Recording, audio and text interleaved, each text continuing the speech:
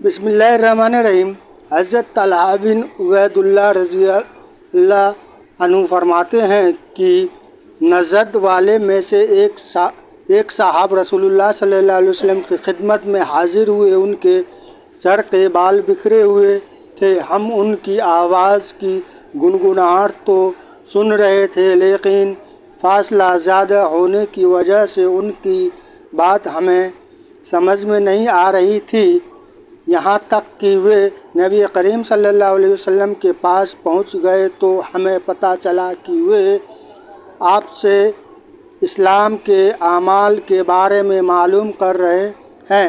نبی کریم صلی اللہ علیہ وسلم نے ان کے جواب میں ارشاد فرمایا، دن رات میں 5 فرض نماز ہیں۔ ان صاحب نے کہا، کیا ان نماز کے علاوہ بھی کوئی نماز میرے اوپر فرض ہے؟ آپ صلی اللہ علیہ وسلم نے ارشاد فرمایا، نہیں، لیکن اگر تم نفل پڑھنا چاہو تو پڑھ سکتے ہو۔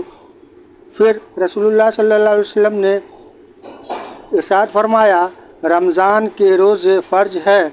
انہوں نے عرض کیا، کیا ان روزوں کے علاوہ بھی کوئی روزہ مجھ پر فرض ہے؟ آپ صلی اللہ علیہ وسلم نے ارشاد فرمایا، نہیں، مگر نفل روزہ رکھنا چاہو تو رکھ سکتے ہو۔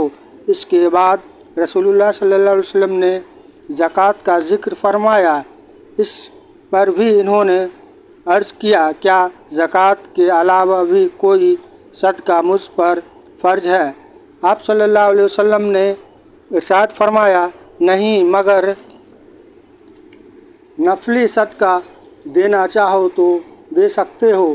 اس کے بعد وہ صاحب یہ کہتے ہوئے چلے گئے، اللہ کی قسم، میں اس اعمال میں نہ تو زیادتی کروں گا اور نہ ہی کمی کروں گا۔ رسول اللہ صلی اللہ علیہ وسلم نے ارشاد فرمایا، اگر اس آدمی نے سچ کہا تو یہ کامیاب ہو گیا۔